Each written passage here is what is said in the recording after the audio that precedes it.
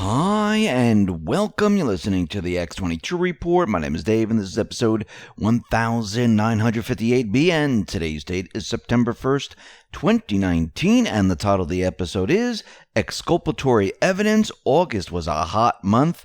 Next wave coming. Let's get into the economic collapse, political and geopolitical news. Now, the deep state, they are pushing everything they have right now and they're going to continue to do this. We just had the release of the Comey report, and it shows that he violated the FBI policies 25 times. He broke the law. And Trump, the Patriots, they're continually hitting Comey over and over, letting everyone know that, yeah, he was a bad cop. He was a dirty cop. Remember, Congress is coming back into session. We know on September 5th, we have Watkins, who's the owner of 8chan. He's going to testify. We saw over the weekend there was another event, and the Dems, they latched onto it. Remember, their whole push is gun control, and they just went off on it. But this is going to backfire on them, and I'll let you know in a little bit why this is going to happen. The Patriots, they are dripping the information out to the public, beginning with how these individuals believe they're above policies and laws, and how they will violate them to push their personal agenda. Now, the Patriots, they plan to drip feed all this information. They're going to continually keep it coming. They're going to do it nonstop. Every time the deep state, they think they changed the news cycle or they got on top of it, another round of information is going to come out. They're going to be using a lot of ammunition. And we know that ammunition is hard to come by.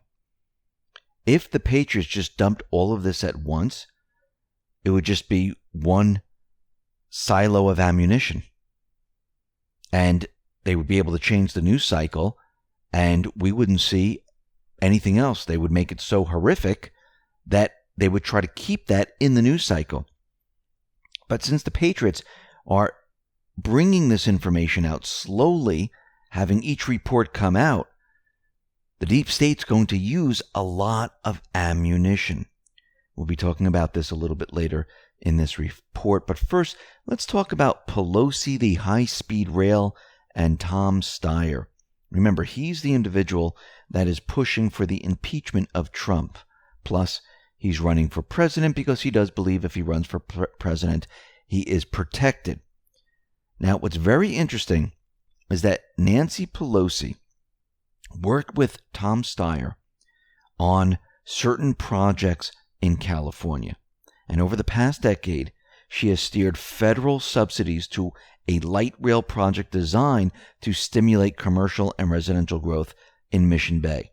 And by last year, Pelosi had steered more than $1 billion in federal financing to San Francisco's 3rd Street Light Rail project, which provided Mission Bay with previously unavailable public transit access. Her support was more than just financial. Pelosi went out of her way to expedite federal backing for the project in the face of bureaucratic hurdles designed to ensure responsible stewardship of taxpayer funds. Now, Rosie Memos tweeted out the following. Wait, is the money Steyer has been burning on impeach actually from California's failed high-speed rail, funneled his way by the one and only Pelosi? I do believe so. And I do believe that's why Trump was out there saying, listen, either have this project move forward, which it was dead in the water, or return the funds to the federal government. And we can see how these individuals maneuver and push funds in certain directions, which they actually come back to them later on. And this is why we need a sound money system, because you wouldn't have a credit card, which would allow you to borrow without any checks or balances. It's unlimited. There's really no debt ceiling. There's nothing. And you can continually borrow and borrow and borrow with interest attached, and you can divert these funds to different operations. This is what they've been doing. This is what the deep state has been doing. Now, very interestingly, we have another individual that's not going to seek re-election. This is Illinois Republican John Shimkus. And he announced that he won't seek re-election for the House next year. Now, after the 2020 elections, when Trump stays in the White House and he continues, I do believe we're going to see many other individuals who are going to say, listen, I am out. Because at that point, I do believe they're going to really see the writing on the wall, that the swamp is being drained and there is no hope for them. And if they don't get out now, they will be exposed. Now, what's very interesting is that we know that Trump, he's now tweeting out and he's hitting Comey over and over and over, letting everyone know that he violated the FBI policies, and we know he violated them about 25 times.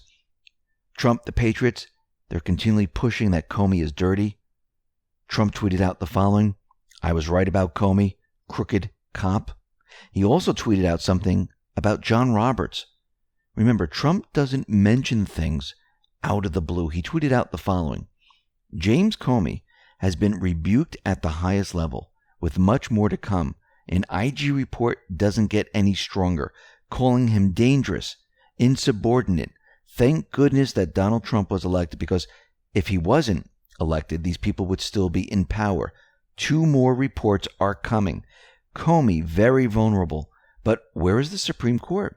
Where is Justice Roberts? If you lie to a court, you should be held in contempt. So if you abuse the FISA, you must be held accountable. I hope Justice Roberts will take action. Now think about this. He is setting this up for the next wave. He's letting everyone know, if you lied to the court about FISA, you didn't present all the evidence, you didn't tell the truth, something has to happen. And he's looking at Justice Roberts. Now, Justice Roberts, wasn't he the one that said Obamacare was unconstitutional over and over, and then one day he changed his mind, and then he left the country for like 2 weeks or so? Most likely, and we know this, he was blackmailed. Trump is calling him out right now. When everything is all said and done, you better do your job. You better hold people accountable. And Trump knows that these individuals that got these FISA applications, they lied. Think about what's going to happen here. He's setting up the next wave. Now, Representative Nunes, he outlines the misconduct by former FBI director. He also notes that the framework for his criminal referrals to the Department of Justice, 2 of them involve referrals for criminal conspiracy. So they're out there letting everyone know that Comey violated and broke laws, and Trump is letting everyone know that individuals lied to the court to get FISA warrants. You see how this is all being set up? How one leads into the next? They needed to create this narrative and build upon it. Trump continued with his tweets. They could have charged Comey with theft of government documents, 641 of the criminal code, because the IG found these were not his personal documents. These were government documents. Comey's claim that these were just his own personal recollections would not pass the laugh test, and the Inspector General just knocked that down.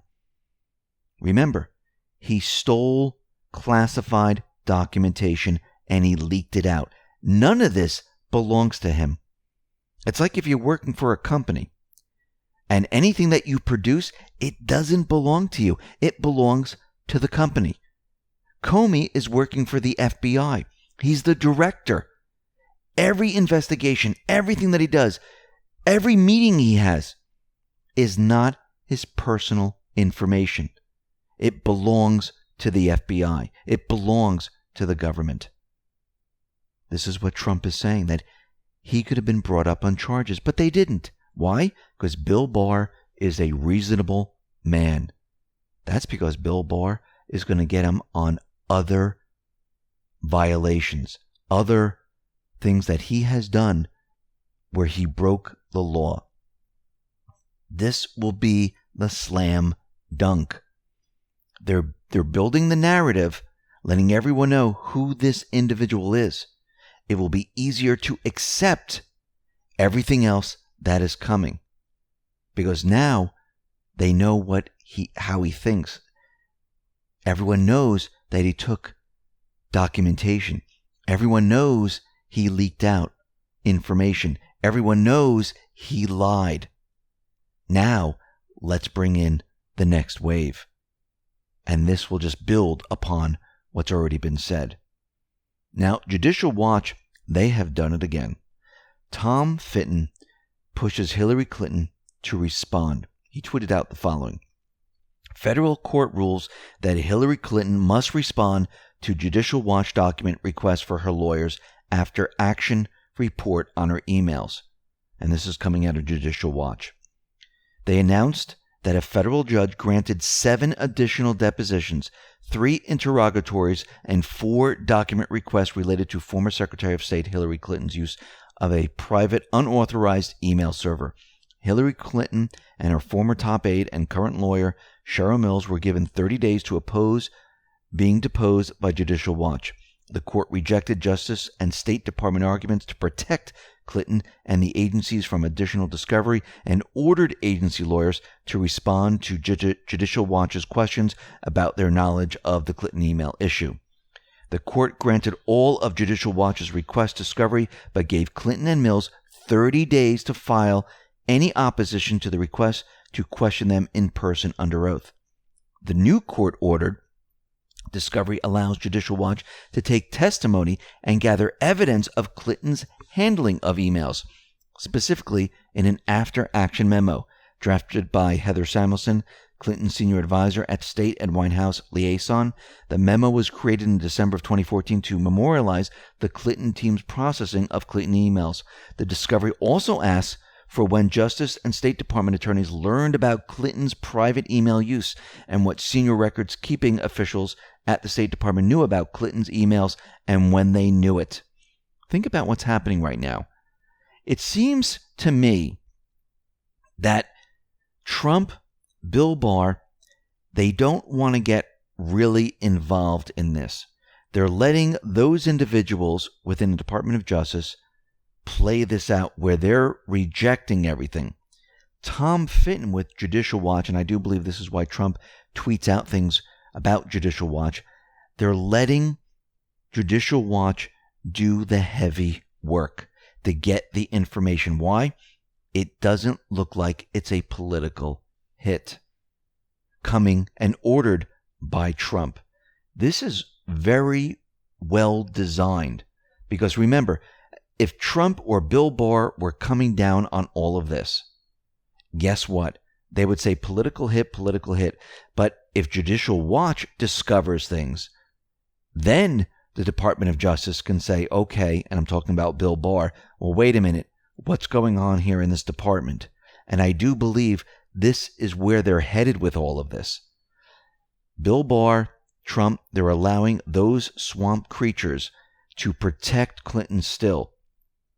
Judicial Watch is doing the heavy lifting and continually hammering at them to keep everyone off the trail.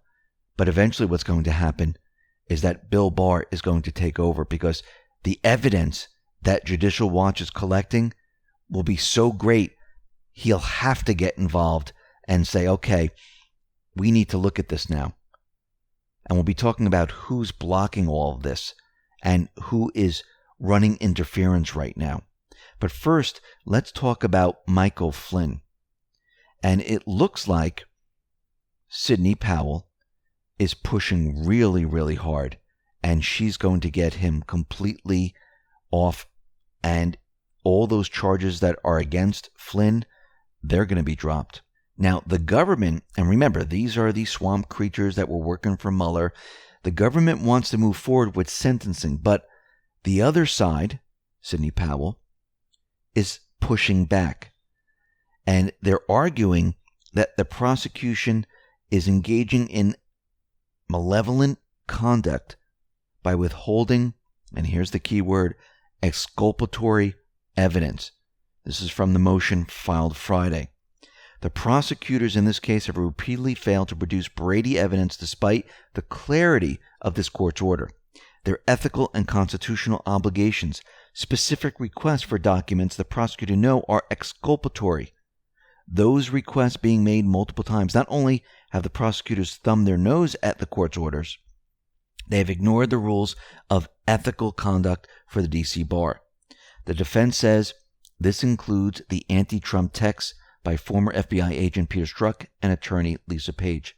Counsel for Mr. Flynn has repeatedly requested the unredacted messages between Strzok and Page, the unredacted 302s of Bruce Orr, as well as details of the information the department and special counsel had of their messages prior to Mr. Flynn's plea.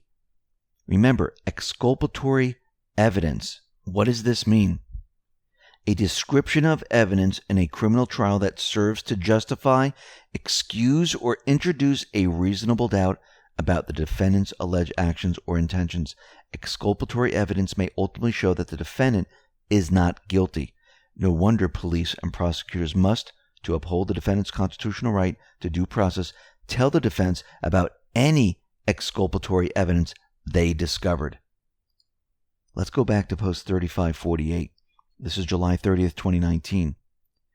Placeholder, D-class, exculpatory evidence. There is a placeholder that Q added on purpose. And Q let us know this. Now, Sidney Powell, she said her goal as an attorney for Michael Flynn, General Michael Flynn, is to see complete exoneration. And I do believe she's going to get this. Ivan Pechikov tweeted out the following. Flynn lawyers say the evidence against him was obtained via either illegal surveillance, an intelligence operation to smear him, or a criminal leak. Think about that for a second. And all that stuff that she wants, the exculpatory evidence, they won't hand it over. They're stonewalling. Why?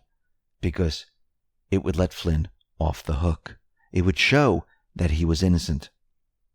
Now, what's very interesting is that U.S. Attorney Jessie Liu, she is involved in many cases surrounding Mueller and his whole entire investigation.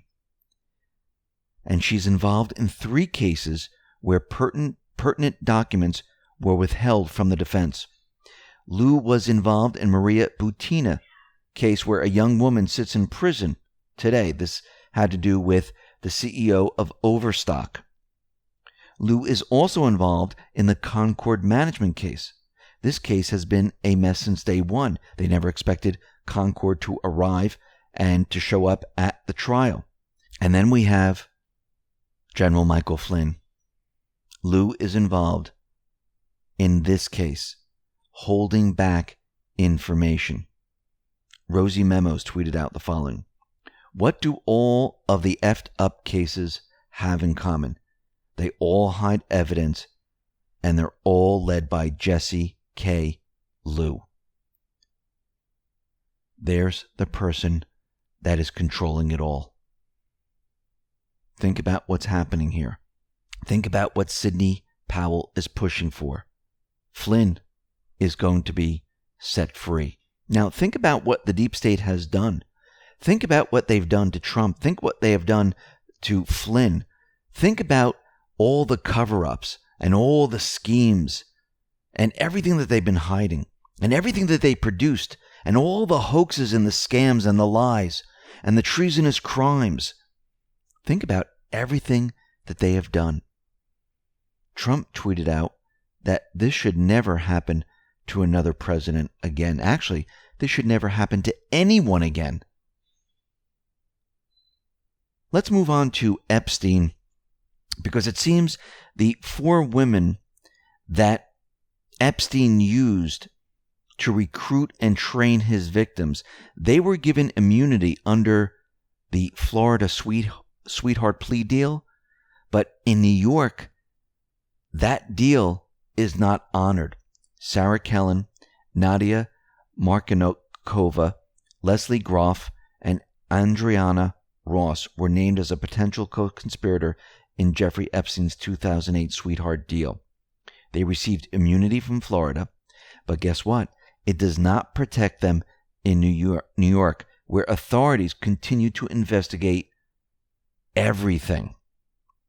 Now, what's very interesting is that there's a fifth woman, Haley Robson, who worked as a recruiter, wasn't covered by the Florida deal, but was not indicted by a grand jury when police tried to charge her. So the question is Rachel Chandler testifying against all the other handlers? Well, it could be, because we know that Rachel Chandler has been talking to the authorities, giving information. Now, officials in New Mexico, they have determined that the land leases given to Jeffrey Epstein had no original justification and are moving to take the land back from him. The original leases to Epstein appear to have no beneficial use justification to the state, but rather appear to simply have been taken by him to increase privacy and the landmass surrounding his estate. This sweetheart deal must be canceled and reassigned to a New Mexico ranching family. The two agricultural leases that Epstein held total over 1,000 acres and originated in 1997-99. The leases were both renewed in 2016 and were set to run until 2021. And I wonder if there is anything underground or any other place on this ranch. Most likely, yes. Now, we can see out in China, the protests are building. We have mainland Chinese joining the pro-democracy in Hong Kong. They're waving the American flag. And it looks like China might be in trouble. The movement is building. People want freedom. People want choice. People don't want the government telling them what to do, or controlling them, or censoring them. And we can see this movement is building around the world. Now, Trump, he tweeted out something very interesting over the weekend. He tweeted out a picture, and this is a picture in Iran of an explosion. This is his tweet. The United States of America was not involved in the catastrophic accident during final launch preparations for the Sapphire SLV launch at Semnan Launch Site 1 in Iran. I wish Iran best wishes and good luck in determining what happened at Site 1. Now, this is very interesting. Why did Trump tweet this out? Remember, he just doesn't tweet these things out. I do believe this was a message to the deep state. Trump continued with his tweets. Being scolded by failed former intelligence officials like James Clapper on my condolences to Iran on their failed rocket launch. Sadly for the United States, guys like him, Comey, and even dumber John Brennan don't have a clue. They really set our country back. But now we're moving forward like never before. We are winning again, and we are respected again. And I do believe that this was a signal to Brennan, Clapper, and the rest that, guess what? We're going to be making the deal with Iran. You see what just happened there? Well, this was a message to you. And I don't believe it was a message to the Iranian people. All of this, I do believe, was set up to go and speak to Brennan, Clapper, and the rest of the deep state to let them know the deal that you made, that the deal that Obama made, is going to be null and void. And you're going to be exposed. And Iran and Trump, they're getting ready to make a new deal. Remember, Iran already made the first move. Drop the sanctions, we will talk. That is an indicator letting everyone know that they are ready. And they're feeling the United States out. But I do believe in the back room, there's already a deal that has been made. Just like we saw in North Korea. Now, very interestingly, this Labor Day weekend, we saw another event. And this happened in Texas, in Midland, Odessa, Texas. And there was a shooter. He's in his mid-30s. And it started with a traffic stop gone wrong. Now, remember, in Texas, after the deadly mass shooting in El Paso, they passed some laws.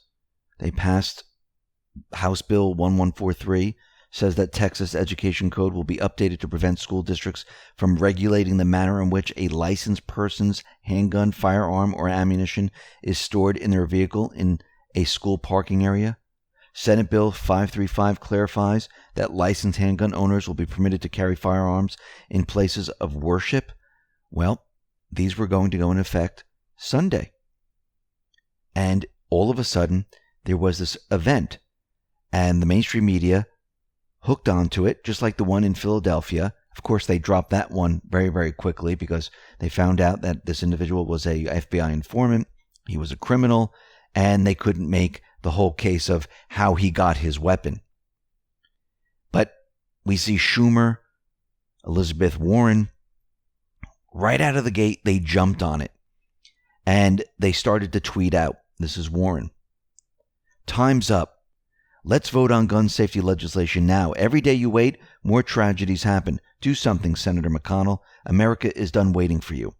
Schumer came out and said, "Our thoughts are with the victims, their families, and everyone injured in the shooting in Odessa and Midland, Texas. Thank you to the first responders who risked their lives to stop the threat. Senate Majority Leader should bring up H.R. 8 the week Congress returns. We must." Now, of course, we know what they're doing. They're jumping on this because they're trying to push their gun legislation. Remember, it faded away, and all of a sudden we had an event right before they're coming back. Now, Trump tweeted out the following: "Great job by Texas law enforcement and first responders in handling the terrible shooting tragedy yesterday. Thank you also to the FBI at Greg Abbott, Texas, and all others. A very tough and sad situation." Now, Trump, he said, listen, the background checks on gun purchases would not have prevented the recent gun violence in this country. He said, "I think Congress has a lot of thinking to do, frankly. They've been doing a lot of work. I think you're going to see some interesting things coming along." Now, why is he saying that the background checks wouldn't prevent any of this? The one in Philadelphia, the one in Texas. Because the individual who shot officers and others and injured others is Seth Aaron Attor, who lived in Ector County, Odessa. The shooter has a criminal record. When we do a little search online and we search for Seth Attor, it brings up a charge of criminal trespass from August 1st, 2001, which was a Class B misdemeanor. A second charge for evading arrest was filed the next day. The record shows that Attor issued a guilty plea in that case and received a sentence of 24 months on probation. And his social media footprint has been completely erased. Now, the thing is that he has a criminal record. Do you really think he's going to get a weapon legally? Most likely not. This story will be dropped, and those people saying, "Oh, look what happened there," well, that's going to be dropped. And Trump already said, listen, the background checks wouldn't have worked in this situation. This individual is a criminal. The individual in Philadelphia was a criminal.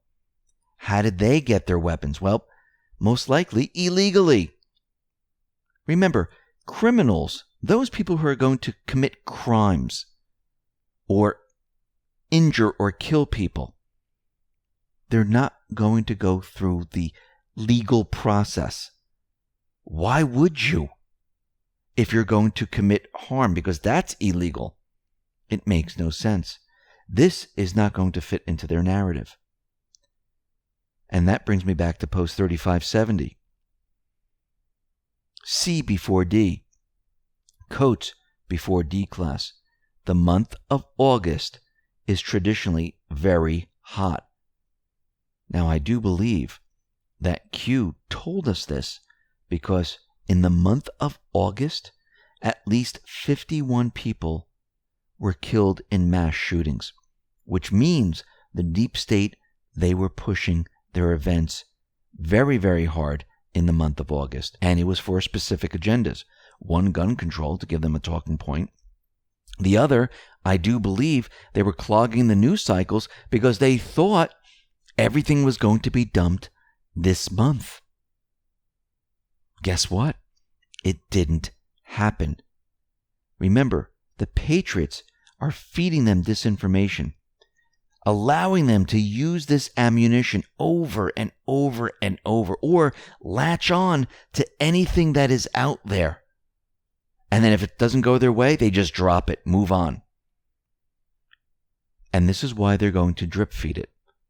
Because ammunition is hard to come by, and they're going to continually push it out there.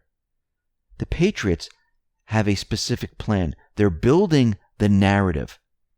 They're educating the people. Remember, we're going in a certain direction, and you have to understand the framework of why all of this happened and how these people think and what they're capable of. Think about it.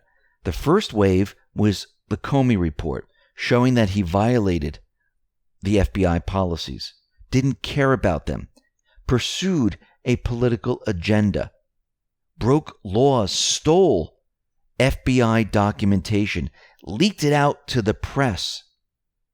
And he was the director. Then we go to the next report, and we don't know if this is going to happen in this order, but from Trump, he's pointing out that people lied to the court about FISA warrants, and they signed off on it. Well, then you take the first part, you add it to the second part. Yes, now I do believe he would do this. Then add in Epstein. Well, they did that with the FISA warrant. He stole information. He colluded with others that also signed off on the FISA warrants. And certain individuals flew down to Epstein Island. We have them on video. We have them signing in. We have documentation. Look at their character. Look what's happening. Then take it a next step. All these same individuals, all these same players, they were directed by who? Obama. Now his presidency was scandal-free. Now what happens with all these bad players, with Brennan, Comey, Strzok, Page? They all colluded with each other. And when all the other information comes out, they're going to show that, yes, these people did the same thing that Comey did, but a lot worse. Who is in charge of all this?